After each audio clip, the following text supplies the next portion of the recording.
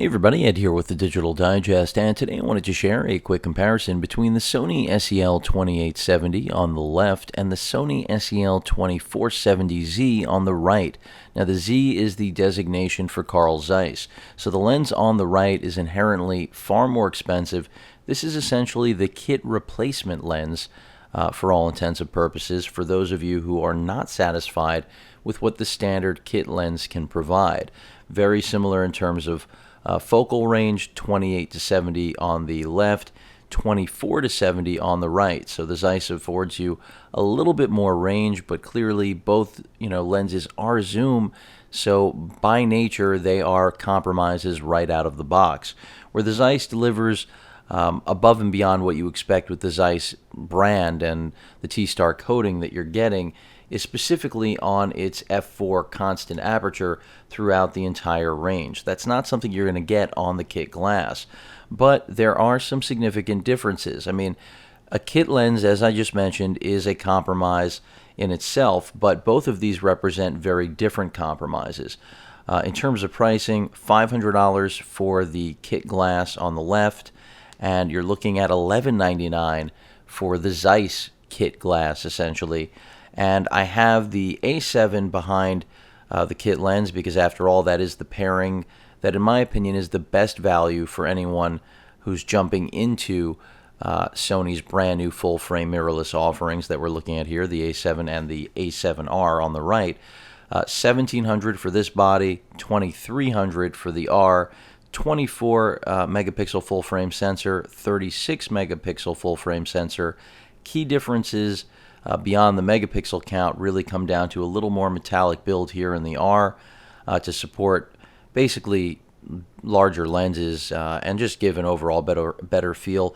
Everything here is weather sealed, but that's been up for debate as of late. I'm not going to get into that right now. The focus is on these two lenses before you. And beyond that, hybrid autofocus here that incorporates phase as well as contrast detection. So that is an advantage, but when it comes to actual autofocus speed, we're literally looking at 5 frames per second versus 4.5. So, it's really a matter of how much you want to spend at the end of the day and how many megapixels you really feel you need for that pixel peeping and cropping capability, as well as overall printing size format. So back to the kit lenses.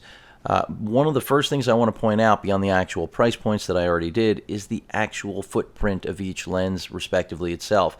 The reason I think the A7 kit is such a great package is that it does retain at least what makes mirrorless cameras like the NEX before the alphas that we have now so attractive, which is that they have a very small form factor.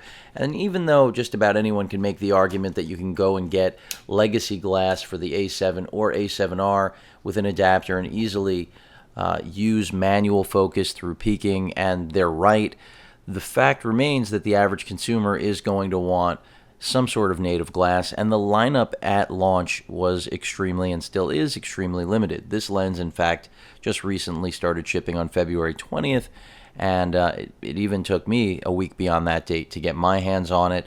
So it's still in short supply and popular because it is, in my opinion, one of the best all-around options right now for an A7 or A7R owner, and that's what makes this Zeiss glass so unique.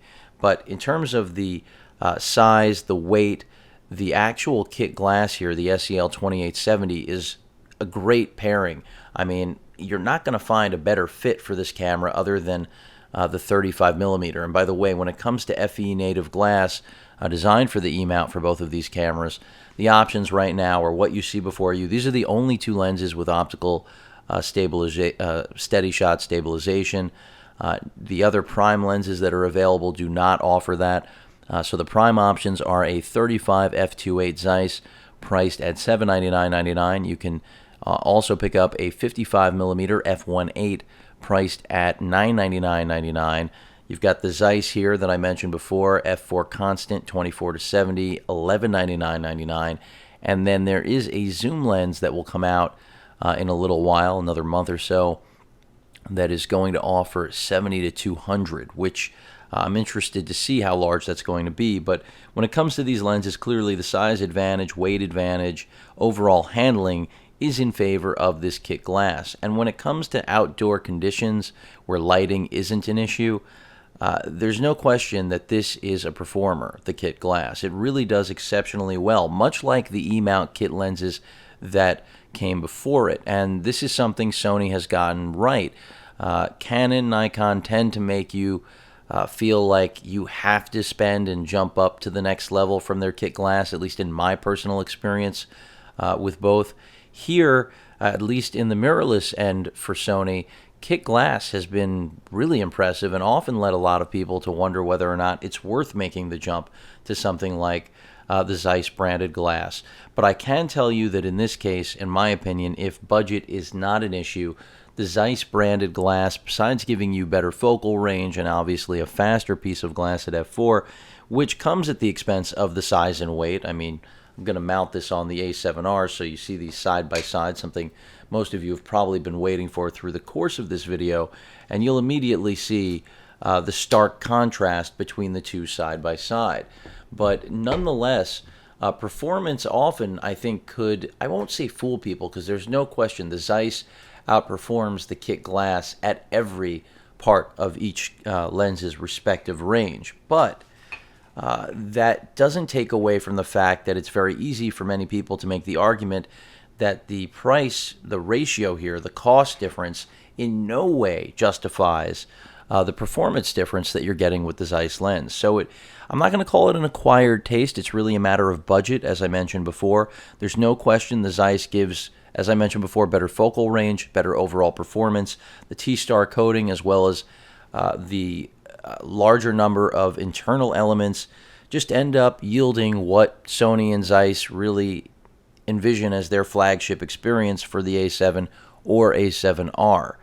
And this really, in my opinion, should have been a kit bundle that we're looking at right here, in the same way that the A7 was a kit bundle. Clearly a much more expensive one, but the A7R is inherently a far more expensive camera than the 7, at least at launch, and even with sale prices down the road, because these cameras have been out for a little while now, not long yet, they're still young. The point is that it really should have had a kit option, and this really would have been the perfect one. But at $1,200, it's understandable why Sony canned that option and decided that an A7R user may want the 55. They may be happy with living just with the 35. So it's clear that despite the limited range of glass and a lot of people not being happy with the speed of a lot of these lenses, they have to recognize Sony wants to maintain the compromise as best as possible. And by that I mean the form factor here is still incredibly small when you think about full frame performance with quality optics that will rival, if not best, most of the competition. Maybe not in autofocus speed, but in overall quality and performance, it's still there. Battery life leaves something to be desired, but that's a limitation, again, of the compromise, of the body style. And that comes to that lens form. So in order to get those f1.8 lenses, you're going to have to be taking on an even larger form factor. And I can assure you that if you're moving from something like a Micro Four Thirds or any other mirrorless camera that isn't full frame, and I'm excluding Leica, of course, then here, you will be taking on substantially more weight, whether you're going with the 7 or the 7R, no matter what glass you pick. But if you do upgrade and go towards the Zeiss branded lenses, especially the primes, not the 35, that's an exception. That is a marvel in terms of engineering with what they've pulled off there, in terms of performance as well as footprint. But even though many people wish it was faster than that f2.8 rating, again, it's about that compromise. And here we see a perfect example. We got better speed on the right, beyond everything else being, amplified and bumped up in quality.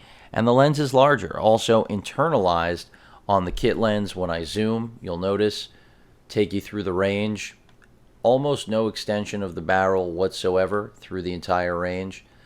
And construction-wise, there's no comparison. The Zeiss lens has all the weight because it's metal, and we're dealing with a plastic, a polycarbonate build on the kit.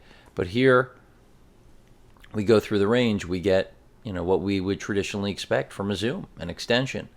And as far as speaking to weather sealing, I can't really on either of these because, again, Sony has pulled their weather sealing documentation on the site for the bodies. That used to apply to the lenses as well, so I don't really know what to tell any of you right now presently. And since no one from Sony is telling me anything, it would be wrong to say anything to any effect in that regard pertaining to the weather sealing issue. But overall, again, when it comes to comparing these two lenses, I think both are really solid options. There's no question if you can, if the budget can afford the Zeiss, I highly recommend it for either of these because don't think that just, you have to have the R in order to leverage the optics and the overall quality this lens has to offer. I've tested both. The A7 puts out great results with the Zeiss. No differently than the R. There's no question I prefer the results from the R. That's where, this lens really does give a great balance of making you feel like you're shooting with a prime in some instances, in good lighting at least, not low lighting. But this lens is pretty much unusable in low light, whereas you're going to get results here. They're still not going to make you feel like you're shooting with a prime because you're not. You're shooting with a zoom with an f4 constant aperture, and that's the same aperture you're going to get constant across the $1,500 70 to 200 millimeter zoom, the G glass that's coming out later this year, as I mentioned. So both are great lenses. Definitely size, as I mentioned, in favor of the kit, but overall performance and at the cost of pricing and size and weight, definitely in favor of the Zeiss-Sony pairing. So overall, both are really good kit options, but there's no question if you're on a budget, you stick with this option right here because you're still going to get great performance. And as I mentioned, if you're brand new to full frame, this is basically one of the best values and overall performance you're going to find.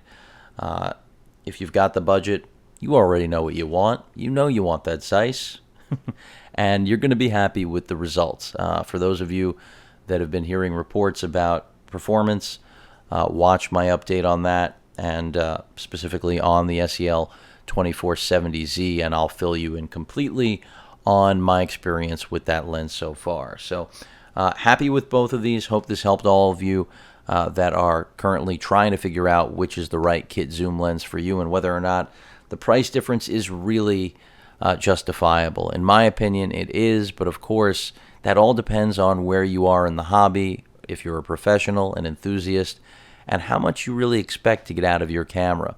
Are you earning money off your shots, or is this just really a hobby? If that's the case, it should be pretty obvious where you should be going. And that's a matter of also how invested you are in glass. If you have a lot of legacy glass, you probably don't even need either of these lenses, depending on whether or not you actually want an autofocus experience. So hope this helped all of you, or at least some of you. Any questions or comments, please feel free to post them. And of course, as usual, please feel free to subscribe. Later.